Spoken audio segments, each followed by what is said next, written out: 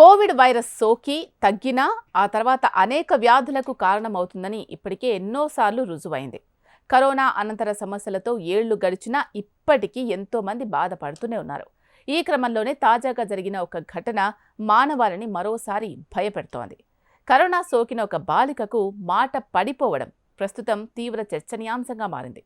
ఇంతకీ ఈ ఘటన ఎక్కడ జరిగింది, ఎలా జరిగింది, ప్రస్తుతం ఆ బాలిక పరిస్థితి ఎలా ఉందో చూద్దాం. కరోనా మహమ్మారి 2019లో తొలిసారి వెలుగులోకొచ్చిన ఈ వైరస్ ప్రపంచం మొత్తాన్ని అతలాకుతలం చేసింది. కరోనాకు పుట్టినిల్లుగా భావిస్తున్న చైనా నుంచే ఈ వైరస్ వ్యాప్తి చెందిందని అనేక ప్రపంచ దేశాలు, సంస్థలు ఇప్పటికే ఎన్నోసార్లు చెప్పాయి. అయినా ఈ ఆరోపణలను చైనా ఖండిస్తూనే వస్తోంది. మరోవైపు కరోనా మహమ్మారి వచ్చి కోలుకున్న తర్వాత కూడా ఎన్నో ఆరోగ్య సమస్యలు బాధితులను వెంటాడుతూనే ఉన్నాయి.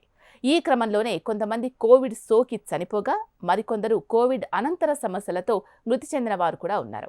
ఇక కరోనా సోకి తగ్గిన తర్వాత వచ్చే కొన్ని వ్యాధులు దీర్ఘకాలికంగా ఉంటాయని పలు సంఘటనల ద్వారా తెలుస్తోంది.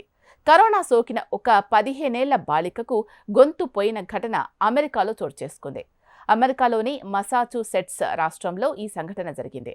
కోవిడ్ సోకడం వల్ల 15 ఏళ్ల బాలికకు మాట పడిపోయింది.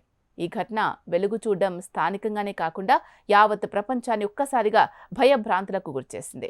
కోవిడ్కు కారణమైన సార్స్-CoV-2 వైరస్ మానవుల నాడీ మండలాన్ని దెబ్బతీస్తుందని చెప్పడానికి ఇదే సంకేతమని మసాచుసెట్స్ కన్ను, చెవి ఆసుపత్రి డాక్టర్స్ వెల్లడించారు.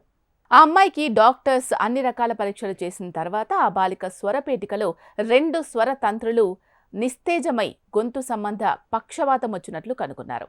ఈ ఘటన డాక్టర్లనే ఆశ్చర్యపరిచింది. దీంతో ఆ బాలిక గొంతుకు డాక్టర్స్ ఆపరేషన్ నిర్వహించి గొంతుకు రంధ్రం చేసి ఒక గొట్టాన్ని ఏర్పాటు చేసి ఊపిరి ఆడేటట్లు చేశారు.